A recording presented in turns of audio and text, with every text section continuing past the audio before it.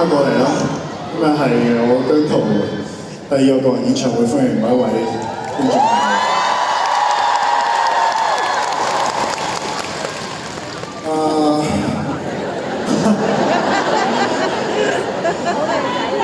有好多嘢想講但係唔知點講。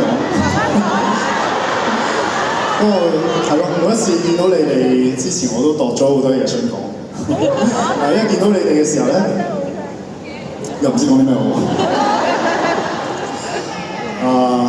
其實呢個演唱會經歷過好多嘅改動啦，經歷過好多嘅掙扎啦、矛盾啦。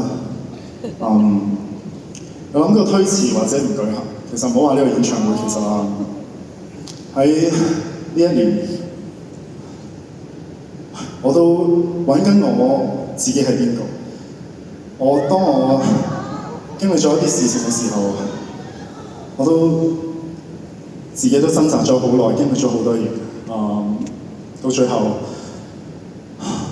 我都係覺得要舉行呢一個演唱會，因為我覺得仲有好多好多嘅人需要我嘅力量去支持。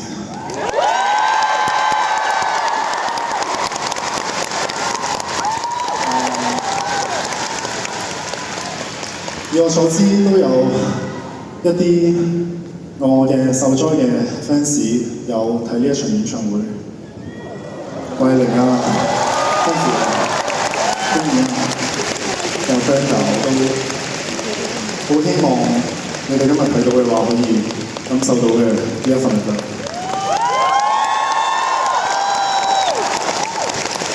我希望在座今晚嘅每一晚，可以同我一齊喺呢一個演唱會入邊釋放自己所有嘅情緒，所有嘅開心又好，唔開心又好，我哋都當係一場夢。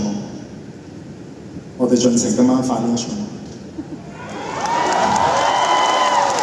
嚟緊呢一首歌係我呢半年嘅一啲心聲，亦都好有緣分可以參與呢一首歌嘅作曲。希望你哋每一個人天使又好，魔鬼又好，都係你哋嘅一部分。希望你哋每一個人都可以同自己共處。